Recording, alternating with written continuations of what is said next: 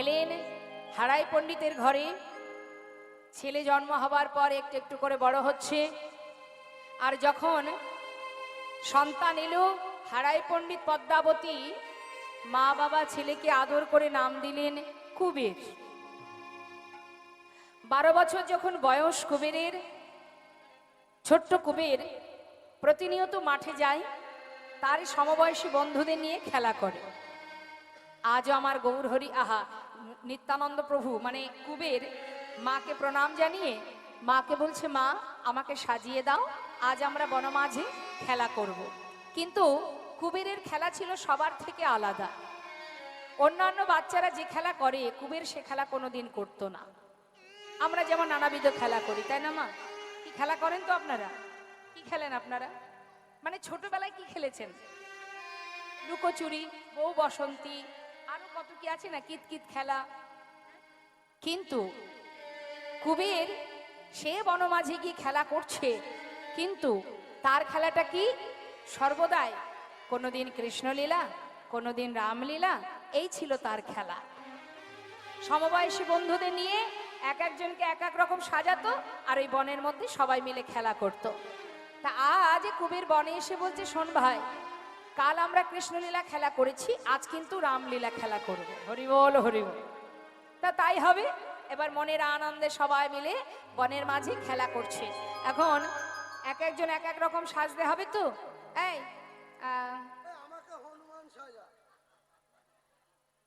তুই হনুমান হবি, তাহলে তুই হনুমান। হ্যাঁ, আর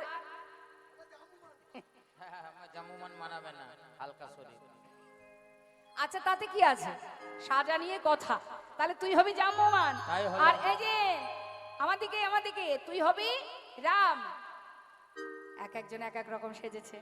হ্যাঁ, এমন সময় সবাই বলছে, তাহলে তুই কি সাজবি? বলছে, আমি লক্ষণ সাজিব, আমি লক্ষণ সাজিব, আহা লক্ষণ সাজিব, লক্ষণ সাজিব। তুই হনুমান তুই জাম্বমান, আমি লক্ষণ সাজিব, তুই হনুমান তুই জাম্বমান, আমি লক্ষণ সাজিব, হনুমান তুই জাম্বমান, লক্ষণ সাজিব। সবাই মিলে সুন্দর করে সেজে গুজে এবার খেলা করছে বনের মাঝে। কত সুন্দর খেলা, আর গুনগুন গুনগুন করে রাম নাম গাইছে। মনের আনন্দে রাম নাম করছে মা।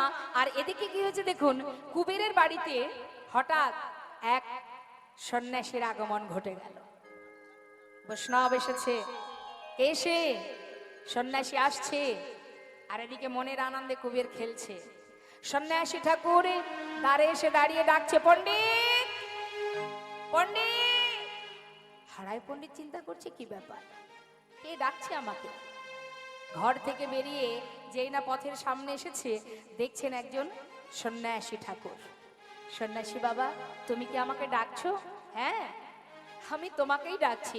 পণ্ডিত শোনো, আজ আমার মনে বাসনা, আমি তোমার গৃহে মধ্যাহ্নে প্রসাদ পাবো। হরি বল হরি বল।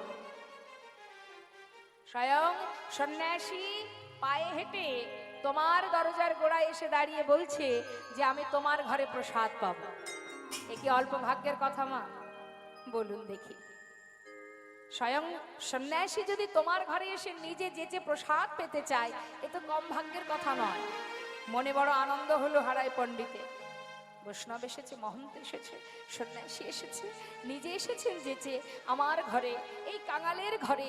তাকে আদর আপ্যায়ন করে সম্মানের সহিত ঘরে নিয়ে গিয়ে আসন পেতে বসতে দিলেন।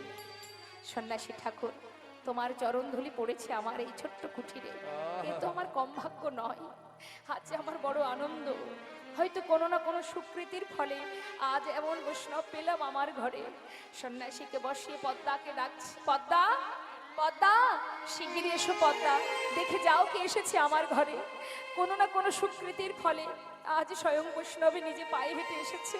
এই যে বড় আনন্দের দিন। পদ্মা, দেরি করো না, শিগগিরই এসো।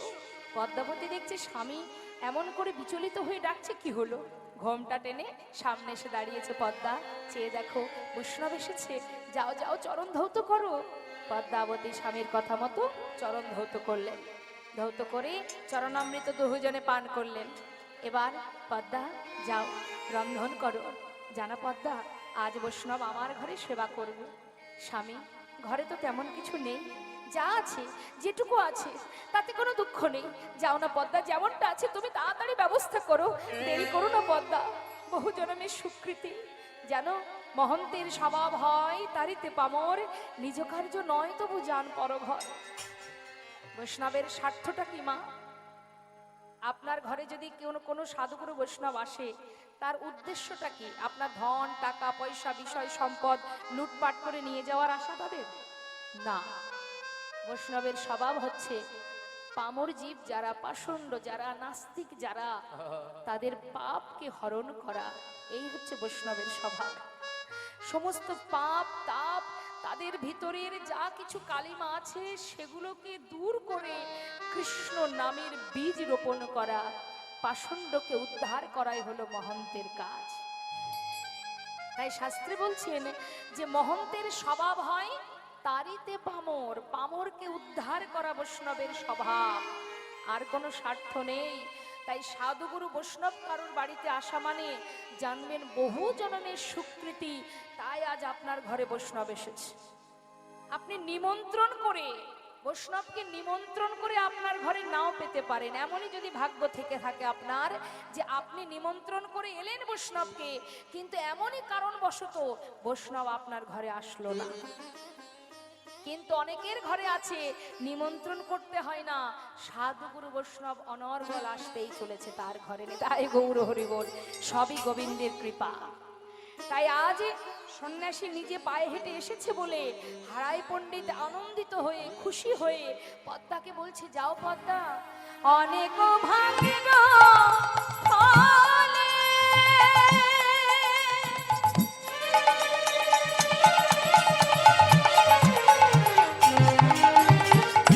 ও পদ্মা, বৈষ্ণব আসিয়া পদ্মায় অনেক ভাগ্যের ফলে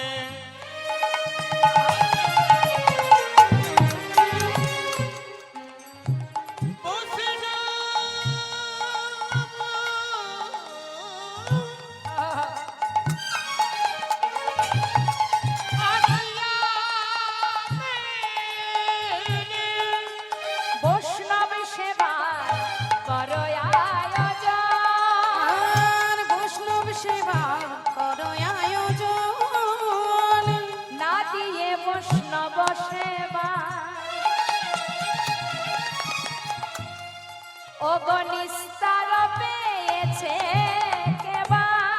ওই না দিয়ে বৈষ্ণব সেবা নিস্তার পেয়েছে কেবা। আহা তার সাক্ষী যুধিষ্ঠিরাজ, তার সাক্ষী যুধিষ্ঠিরাজ, তার সাথী যুধিষ্ঠির, তার সাথী যুধিষ্ঠির। বৈষ্ণব সেবার করো আয়োজন, বৈষ্ণব সেবার করো আয়োজন। অভয়ার বিলম্ব করো না গো, বৈষ্ণব সেবা করো আয়োজন। আর বিলম্ব করো না গো, বৈষ্ণব সেবা করো আয়োজন। দেখুন মা, বৈষ্ণব সেবা দিতে হবে, কিন্তু এমন ভাবে দিতে হবে মনের মধ্যে কৃপণতা রাখলে হবে না।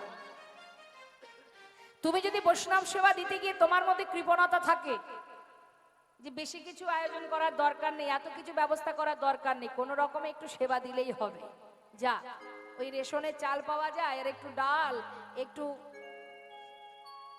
কোনো রকমে কপি বাঁধাকপি ঘন্ট দিয়ে বৈষ্ণব সেবা এমনটা নয়। বৈষ্ণব সেবা দিতে গেলে বৈষ্ণব সেবার আগে অন্তর থেকে দিতে হবে, মন থেকে। কৃপণতা থাকলে সেই সেবার কোনো মূল্য নেই। শুধু শুধু টাকা কটায় আপনার সব ওই ভরসে ঘি ঢালা হবে। তাই সবার আগে মনটাকে পরিষ্কার করতে হবে। স্বয়ং দেবর্ষি নারদ একদিন কৃষ্ণকে বলেছিল, কোথায়? দ্বারকাতে বলেছিল, শোনো গোবিন্দ, তুমি যজ্ঞ করো, তবে যজ্ঞের নিয়ম কি জানো? যে জনা যা চাইবে হাসি মুখে দিতে হবে, দান করিতে হবে হাসি মুখে, সব শেষে দান দিয়া ভিক্ষার ঝুলি কাঁধে লইয়া দাঁড়ে দাঁড়ে ভিক্ষা মেগে খাবে, তাও হাসি মুখে। মন খারাপ করে সব হারিয়ে সব চলে গেছে বলে তুমি মনটা খারাপ হয়ে গেছে, দাঁড়ে দাঁড়ে তুমি কেঁদে কেঁদে ভিক্ষা করলে হবে না। সব যদি তোমার বৈষ্ণব সেবায় চলে যায়, যজ্ঞ করতে ফুরিয়ে যায়, কাঁধে ভিক্ষের ঝুলি নিয়ে দাঁড়ে দাঁড়ে ভিক্ষা করবে, তাও হাসি মুখে করতে হবে। এটাই হচ্ছে যজ্ঞ করা বা ভক্ত বৈষ্ণব সেবার নিয়ম। তাই মন থেকে কালিমা হিংসা দূরীভূত করে সবার আগে সেবা দিতে গেলে আগে মনটাকে পরিষ্কার করতে হবে। লালাবাবু যিনি কিনা যত সময় জগৎ শেঠের বাড়িতে ভিক্ষা না করেছিল, তত সময় কিন্তু গুরু কৃপা মানে দীক্ষা হয়নি তার। সব ছেড়ে বিষয় সম্পদ পরিত্যাগ করে যে কিনা বৃন্দাবনে গিয়ে দিনের পর দিন ভিক্ষা করেছে দাঁড়ে দাঁড়ে, তথাপিও গুরু কৃপা হয়নি। কেন হয়নি? না তার মনে ছিল একটু হিংসা, বেশি না একটুখানি ছিল। সেই একটুখানি কি না জগৎ শেঠের সঙ্গে ছিল তাদের জমিদারি বিষয় সম্পদ নিয়ে দ্বন্দ্ব বিবাদ। তাই জগৎ শেঠের বাড়িকে বাদ দিয়ে সবার বাড়িতে ভিক্ষা করত। তাই মহাজন বলেছিলেন, যত সময় যার প্রতি তোমার হিংসা, যার প্রতি তোমার ক্রোধ, তার বাড়িতে নতমস্তকে গিয়ে গলবস্ত্র হয়ে তুমি ভিক্ষা করে আনলে তবেই তোমার দীক্ষা হবে। নিতাই গৌর হরি। তাই বৈষ্ণব সেবা বললেই সেবা নয় মা, প্রাণ ভরে সেবা দিতে হবে। তুমি যেমনটা দেবে তেমনটা পাবে, বিশ্বাস তাকে রাখতে হবে, ভরসা করতে হবে। জয় রাধে। অনেকে দেখবেন মানে যারা নাস্তিক ব্যক্তি, এই যে আপনারা এসেছেন এখানে কীর্তন শুনতে, আবার কিছু কিছু ব্যক্তি আছে যারা কীর্তন শুনতে পছন্দ করে না, ভগবানকে ভালোবাসে না, নাস্তিক ব্যক্তি। তা এখন হয়েছে কি মা, একটা আশ্রম নবদ্বীপে এক মন্দিরে পাশে একজন নাস্তিক ব্যক্তি বসবাস করে, আর এক সাধু বাবা তিনি গেছেন নবদ্বীপে ভগবানের দর্শনে, প্রভুর দর্শনে গেছে। একটু মন দেবেন কথার মধ্যে। এখন একজন নাস্তিক আর একজন হচ্ছেন ভক্ত বৈষ্ণব, দুজনের মধ্যে কোনো কিছুতেই অ্যাডজাস্ট হয় না, মানে মিল হয় না। হ্যাঁ, এবার যে ভক্ত বৈষ্ণব, যে সাধু যিনি এসেছেন এক ঘরে কোনো রকমে ভাড়া আর কি, কিছুদিন 2-1 দিনের জন্য এসেছেন, নবদ্বীপ দর্শন করবেন, গৌর দর্শনে এসেছেন।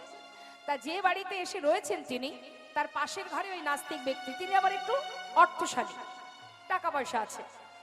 এখন একজন হচ্ছেন অর্থের ধনী আর একজন হরিনামের ধনে ধনী। তো দুজনের মধ্যে কোনো কিছুতেই মিল হয় না।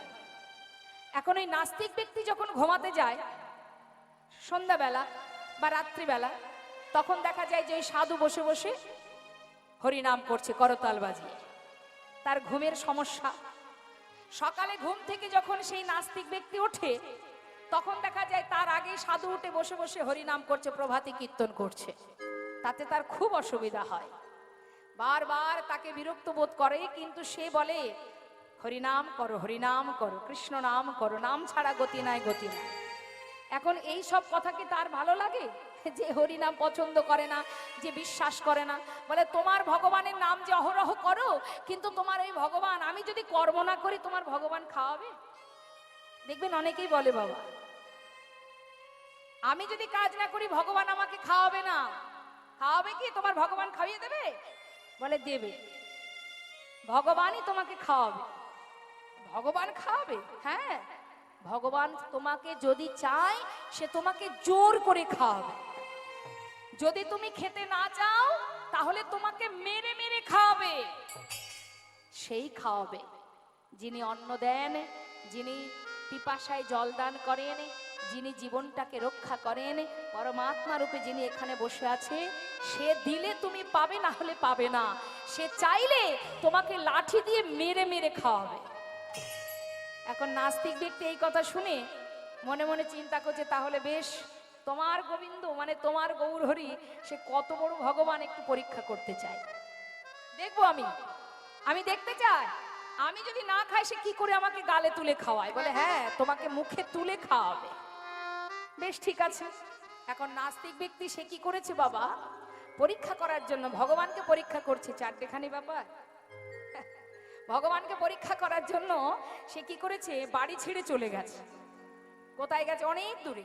একটা বনের মধ্যে গিয়ে বসে বসে চিন্তা করছে, যদি আমি লোকালয়ে থাকি বা বাড়িতে থাকি, কেউ না কেউ হয়তো আমাকে যেচে যেচে খাওয়াবে, লোকের মধ্যে থাকবো না, একেবারে বনের মধ্যে যাব, যেখানে কেউ থাকবে না সেখানে গিয়ে থাকবো। বনের ভিতরে গিয়ে একটা বেশ গাছের মাঝখানে সেখানে উঠে বসে আছে, কিছুটা অংশ উঠেছে, উঠে সেখানে বসে আছে। দেখি 24 ঘন্টার মধ্যে ভগবান তোমাকে খাওয়াবে। বৈষ্ণব সাধু ভগবানের প্রতি কতটা তার দৃঢ় বিশ্বাস, সে বলেই দিল 24 ঘন্টার মধ্যে আমি তোমায়, তুমি খেও না, কিন্তু 24 ঘন্টার মধ্যে ভগবান তোমাকে খাওয়াবে, তোমাকে ধরে বেঁধে খাওয়াবে।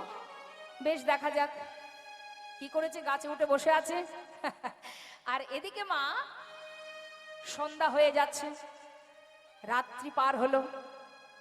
সকালবেলা একজন ব্যক্তি, তিনি লোটা কম্বল গুটিয়ে নিয়ে ওই বনের ভিতর থেকে পালিয়ে যাচ্ছে। এবার ঠিক যখন দুপুর দুপুর হয়ে গেছে, তখন সে কি করেছে, তার খিদে পেয়েছে বলে তার কাছে যে খাবার ছিল, ভাত ডাল সবজি যা ছিল, সেগুলো যে গাছে উঠে উনি বসে আছে সেই গাছের গোড়ায় বসে সব কিছু পাতিয়েছে। ওই নিজের কাছে যা কিছু ছিল ব্যাগ ট্যাগগুলো সেগুলো সাইডে রেখে খাচ্ছে। মুখে দিতে যাবে, সব সাজানো, নানাবিধ সবজি, রসা, ভাত, তরি তরকারি সব সাজিয়েছে, খাবে। এমন সময় একটা আওয়াজ শুনতে পাচ্ছে। কিসের শব্দ?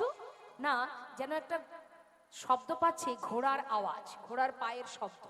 এখন ঘোড়ার পায়ের শব্দ শুনে সে মনে করছে নিশ্চয়ই কোনো ডাকাত আসছে ধরবে বলে, আমার কাছে অনেক কিছু আছে, যদি নিয়ে নেয়। ভয়ে ভীত হয়ে সেই টোল টোপলা গুটিয়ে নিয়ে সে খাবার ফেলে ছুটতে ছুটতে চলে গেছে। সেই ব্যক্তি যেই চলে গেছে, খাবার তো সেখানে পড়ে আছে, আর উপরে বসে বসে দেখছে, দেখবো 24 ঘন্টা পার হবার মধ্যে কি করে ভগবান আমাকে খাওয়ায়। এখন এসেছে মা ডাকুর দল, তারা বনের মধ্যে এসে দেখছে যে কেউ না কেউ কোনো ব্যক্তি এখানে এসেছিল, যে এখানে বসে খাচ্ছিল, নিশ্চয় তার কাছে কিছু ছিল, সেগুলো যদি পেতাম খুবই ভালো হতো। তবে কে সেই ব্যক্তি? এখানে তো বেশ দেখা যাচ্ছে 56 ভোগ সাজানো, আহা, ভাত ডাল তরি তরকারি সব সাজানো। তখন আরেকজন বলছে, সর্দারজি, নিশ্চয় এখানে কোনো জাল পেতে রেখেছে, এর মধ্যে নিশ্চয় বিষ মেশানো আছে, এটা যদি আমরা খাই তাহলে আমাদেরকে ধরবে বলে হয়তো সে আশেপাশে কোথাও দাঁড়িয়ে আছে। সে কি কথা? আমাদেরকে খাইয়ে মারবে বলে, আমাদেরকে ধরবে বলে খাবারের মধ্যে বিষ মিশিয়েছে, তাহলে বিষ মিশিয়েছে আমাদেরকে ধরার জন্য, আবার যে মিশিয়েছে সে কোথায় আছে খোঁজো। চারিদিকে খুঁজতে শুরু করেছে, খুঁজতে খুঁজতে দেখছে গাছের ডালে একজন বসে আছে। এই নাম, নিচে নাম। জোর করে ওকে নিচে নামিয়েছে, নামিয়ে বলছে, কি ব্যাপার, এগুলো সাজিয়ে রেখেছিস কাদের জন্য? এর মধ্যে কি আছে? বিষ মিশিয়েছিস? না, আমি কিছু জানি না। জানিস না মানে? জানিস না মানেটা কি? তোরই কাজ, আগে তুই খাবি, তারপরে আমরা খাবো, খেতে হবে। সে চিন্তা করছে আমার প্রতিজ্ঞা, আমি খাবো না, আমি দেখতে চাই কি করে ভগবান খাওয়ায়। সে কিন্তু প্রতিজ্ঞা করে বসে আছে। আর এদিকে সমস্ত ওই গুন্ডাদের দল, তারা কি করেছে, ওই ওকে জোর করে ধরেছে, কারণ বিষ মেশানো। ও বলছে আমি বিষ মিশাইনি, তুই মিশাসনি, এখানে কেন এইগুলো এখানে রেখেছিস? আমাদেরকে ধরার জন্য আগে তোকে খেতে হবে। জোর করে ধরেছে, তোকে খেতে হবে, সে তো খাবেই না। এবার ধরে বেঁধে তাকে একজন ধরে মারছে, আর যেটা খাবার ছিল ধরে তার গালের মধ্যে ভরে দিয়েছে। তাই গৌর হরি বল, হরি বল। আর এদিকে সেই ভক্ত বৈষ্ণব ভগবানের চরণে জানালেন, হে প্রভু, তোমার কাছে আমার একটা নিবেদন, আমার সম্মান থাকুক বা না থাকুক আমার তাতে কোনো দুঃখ নেই, কিন্তু যে তোমাকে ভালোবাসে না তাকে তুমি সঠিক পথ দেখাও, সে যেন তোমার পাদপদ্ম, তোমার চরণ লাভ করতে পারে, সে যেন তার সমস্ত অন্ধকার দূরীভূত হয়ে তোমার কৃপায় তোমার পরম ভক্ত হয়ে উঠতে পারে। তাই গৌর হরি বল। জোরপূর্বক তাকে খাওয়ালেন মা, জোর জবস্তি করে যখন খাওয়ালেন, তারপর তার বিশ্বাস হলো যে প্রভু চাইলে তিনি সব করতে পারে। শুধু বিশ্বাস, ভরসা, এইটুকুই আমাদের মধ্যে নেই। কেউ কিছু পারুক বা না পারুক, সে সবই পারে।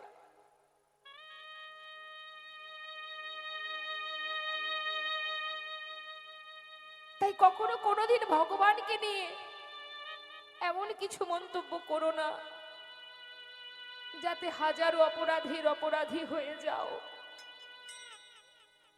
সেই আছে রক্ষক, তিনি পারেন রক্ষা করতে। সকলের হৃদয় মন্দিরে যিনি পরমাত্মা রূপে বসে আছেন, তাকে নিয়ে তুমি কোনো যুদ্ধ করতে যেও না, লড়াই করো না, হেরে যাবে। তাই তো মহাজন বললেন, বিশ্বাস ভরসা করলে একজনকেই করা যায়, যে তোমার ভালো মন্দ সুখে দুঃখে তোমার কাছেই আছে। একবার দেখবার চেষ্টা করো, সেই নয়নে দেখো যে নয়ন দিয়েছিলেন করুণাময় গৌর গোবিন্দ চরণ দর্শন পাবার জন্য। সেই নয়নে দেখো, মায়ার দৃষ্টি দিয়ে কখনো ভগবানকে দেখা যায় না। তাই আজ পদ্মাবতী বৈষ্ণব সেবার আয়োজন করছে। অল্প ভাগ্যের কথা নয়, বৈষ্ণব এসেছে ঘরে, রন্ধন করলেন মা, যেমন তার ক্ষমতা। বৈষ্ণব সেবাও হলো। সেবার পর সন্ন্যাসী ঠাকুর বললেন, মা যাও তোমরা সেবা করো। সন্ন্যাসী বাবা, তুমি বিশ্রাম করো, আমার একমাত্র সন্তান সেই যে মাঠে গেছে খেলা করতে, এখনো ফেরেনি, ও ফিরে এলে একসঙ্গে সেবা করব, তুমি বিশ্রাম করো। সন্ন্যাসী বাবা সেবা করে তিনি বিশ্রামে বসেছেন। এদিকে পদ্মাবতী আশা করে বসে আছে কখন সন্তান ফিরবে। হঠাৎ দেখছে ছেলে আমার রাম নাম গাইতে গাইতে ঘরে ঢুকছে। রাম সীতাপতি সুন্দর রাম, তুমি রাম সীতাপতি, সীতাপতি, সীতাপতি সুন্দর রাম।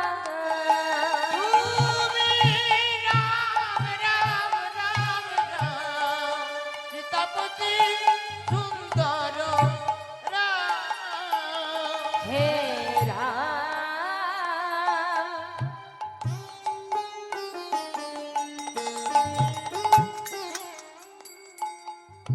তুমি রঘুকুল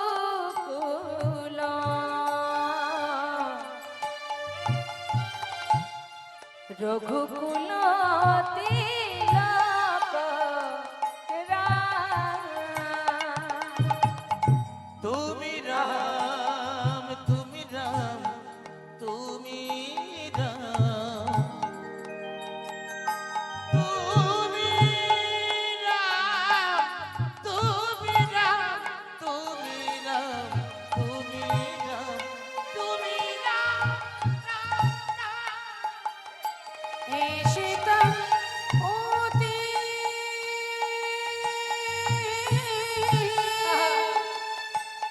তুমি অগতির গতি, তুমি জানো কি বল্লভ রাম। সীতাপতি সুন্দর রাম। তুমি রাম, রাম, রাম, রাম, সীতাপতি সীতাপতি, সীতা ছোট্ট বালক তো মা, ঘরের মধ্যে সন্ন্যাসীকে দেখে তার মুখের গানটা বন্ধ হয়ে গেল। ছুটে গিয়ে মাকে জড়িয়ে ধরেছেন। মাকে যেই জড়িয়ে ধরেছে, মা বলছে, বাবা ভয় পাস না, ভয় পাওয়ার কিছু নেই। দেখ দেখ, উনি একজন সন্ন্যাসী এসেছেন আমার ঘরে, যাও বাবা প্রণাম করে এসো। ধীরে ধীরে কুবের আমার সন্ন্যাসী ঠাকুরের চরণের কাছে গিয়ে যেই না প্রণাম করতে যাবে, হঠাৎ প্রভু আমার মানে সেই সন্ন্যাসী তার নিজের চরণটা সরিয়ে নিলেন। মনে মনে ভাবছে, আহা করছোটা কি? তোমার জন্যই তো আমি আজ এইখানে এসে দাঁড়িয়েছি। কত জায়গায় ঘুরেছি, কোথাও পাইনি তোমায়, আর তুমি কি না এই ভাঙা কুঠিরে লুকিয়ে আছো? হ্যাঁ, কেউ জানুক বা না জানুক, তুমি তো জানো তুমি কে আর আমি বা কে। হরি বল। নিজে নিজেকে কখনো প্রণাম করে? কি গো মা, নিজে নিজেকে প্রণাম করা যায়? কেউ জানুক বা না জানুক, তুমি তো জানো তুমি বাকে আর আমি বাকে। তুমি আমি আমরা তো একই দেহ। কত জায়গা কত তীর্থ ঘুরেছি, আজ পেলাম তোমায়। কাছে পেয়ে মুখে বললেন না, এটা মনে মনে বললেন। আর মুখে বললেন তোমার ঘরে এসেছে ছেলে, যাও এবার সেবা করো। তিনজনে সেবা করলেন। সেবার পর সন্ন্যাসী ঠাকুরের কাছে সারা রাত কৃষ্ণ নাম আস্বাদন করতে লাগলেন। সারা রাত ধরে কৃষ্ণ নাম শ্রবণ করছে। সন্ন্যাসীর বাবার কাছে এসে বলছে, বাবা আজ যখন কৃপা করে এসেছো ঘরে, একবার কৃষ্ণ নাম শোনাও। কি গো মা, আমরা যদি বাড়িতে বৈষ্ণব আসে বা গুরুদেব আসে, আমরা কি করি? গুরুদেবকে কি বলি বলুন?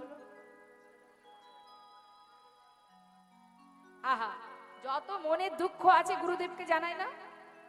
গুরুদেব বাড়িতে আসলে গুরুদেবকে ঘরে রেখে, গুরুদেব গুরুদেব গুরুদেব, আমার জানি না কেন এমন হচ্ছে সংসারে, এমন দুঃখ কষ্ট গুরুদেব, কিছুতেই শান্তি পাচ্ছি না সংসারে। গুরুদেব আমার স্বামীর শরীরটা ভালো নেই, আমার শরীর ভালো নেই, মানে যত রাজ্যের দুঃখ কষ্ট সব গুরুদেবকে আমরা জানাই, তাই না বাবা? কিন্তু দেখুন আজ পদ্মাবতীর ঘরে সন্ন্যাসী বাবা এলেন। তার কাছে গিয়ে বললেন, সন্ন্যাসী বাবা এসেছে যখন আমার ঘরে, আজ তোমার মুখে সারা রাত আমরা কৃষ্ণ কথা আস্বাদন করতে চাই। আমরা বলি গুরুদেব এসেছেন যখন আপনি, তবে গুরুদেব আজ আমাদের সারা রাত আপনার মুখে কৃষ্ণ নাম শুনবো না। কতক্ষণে মনের দুঃখ গুরুদেবকে জানাতে পারবো, তার জন্য মনটা ছটফট ছটফট করে। কি করে সুখ পাবো, শান্তি পাবো, এই গুরুদেবের কাছে জানানোর জন্য মরে যায়। কিন্তু এটা তো কাজ নয়। দুঃখ কষ্ট জীবনে আসবে যাবে, এটা নিয়ে ভেবে লাভ নেই। কিন্তু মাগো কৃষ্ণ নাম এই তো চলে গেলে আর পাবে না। কৃষ্ণ নাম শুনছে সারা রাত। সন্ন্যাসী বাবা বললেন, দাঁড়াও দাঁড়াও মা, আমার মুখে কৃষ্ণ নাম শুনবে, আমি আর কৃষ্ণ কথার কি জানি বলো? হ্যাঁ, এটাই তো দীনতা। যিনি স্বয়ং ভগবান, আজ তিনিই বলছেন আমি কৃষ্ণ কথার কি বা জানি। আজ সন্ন্যাসী বলছে, শোনো শোনো মা, কৃষ্ণ কথা শুনতে চেয়েছো, তবে আমার যেমন জানা আছে আমি তেমনই শোনাবো। এই বলে সারা রাত ধরে তিনজন বসে আছে সন্তানকে নিয়ে, আর এদিকে সন্ন্যাসী বাবা নাম গাইছে, কেশব মাধব হে গিরিধারী,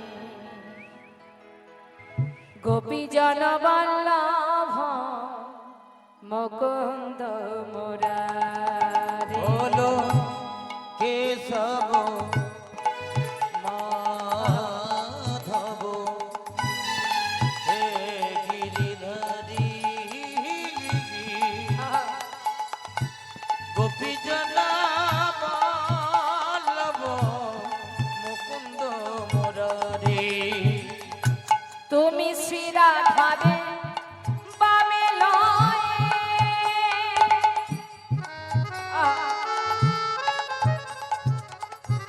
শ্রী রাধারে বামে লয়ে হৃদি ব্রজ ধামে, শ্রী রাধারে বামে লয়ে হরি বল। হৃদি ব্রজ ধামে, অঙ্গ যুগলে দাঁড়াবে সে, ওহে বংশীধারে। কেশব হরি বল, হরি বল, হরি বল, হে গিরিধারী, হরি বল। গোপীজন বল্লভ মুকুন্দ মুরারি। কেশব মাধব হে গিরিধারী, গোপীজন বল্লভ মুকুন্দ মুরারি। হরি বল, হরি বল। নাম শুনতে শুনতে নিশি প্রভাত হয়ে গেল। সারা রাত ধরে নাম করতে করতে যেই না প্রভাত, এমন সময় আসতে সেবার বেলা বয়ে যায়। ওদিকে সেবা চলছে নাকি? সেবা চলছে না, সেই জন্য এত ছটফট। ওমা, সেবা অবশ্যই করবেন। ওখানে যেটা হচ্ছে সেটা আমাদের দেহের খোরাক, আর এখানে যে সেবা করছেন এটা হলো আত্মার খোরাক। আত্মা অর্থাৎ আমি, এই দেহটা আমি নই। এটা আজ আছে কাল থাকবে না, কিন্তু আত্মা মানে আমি, যেটা আছে বলে এখনো কথা বলার শক্তি আছে। যেদিন থাকবে না সেদিন আর এই দেহ আমার আপন হবে না। তাই এই দেহটাকে ধরে রাখার জন্য সেবার ব্যবস্থা হচ্ছে, ওখানে চলছে। অবশ্যই আপনারা সবাই সেবা করবেন, কিন্তু এইভাবে যদি সবার মধ্যে জটলা পটলা শুরু হয়ে যায় তাহলে তো কৃষ্ণ নামের বিঘ্ন ঘটবে। ধীরে ধীরে যাবেন, ধীরে ধীরে আবার এসে বসবেন। একেবারে উদর পরিপূর্ণ করে সেবা করে আবার বাড়িতে গিয়ে যেন আবার বিছানায় ঘুমিয়ে পড়বেন না। মায়ার বালিশ মাথায় দিয়ে ঘুমালেই কলি একেবারে ভর করবে ঘাড়ে। হ্যাঁ, এখন নয়, সেবা তো হবে, আস্তে আস্তে যান, আস্তে আস্তে আসুন, এত কথা নয়। সঙ্গে করে বান্ধবী নিয়ে যাওয়ার দরকার নেই। সবাইকে তো যেতে হবে একা একা, সঙ্গের সাথে কেউ হবে না, একা চলতে হবে। হরি বল। তাই এবার কি হলো, সঙ্গে একজন আছে সব সময় জানবেন।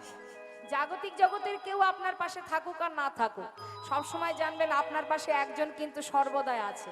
তার প্রতি ভরসা রাখুন, তাহলে নিজেকে একা মনে হবে না। ওই যে, তাহলে সঙ্গের সাথীর কি দরকার? আছে তো একজন, যিনিই পারেন রক্ষা করতে।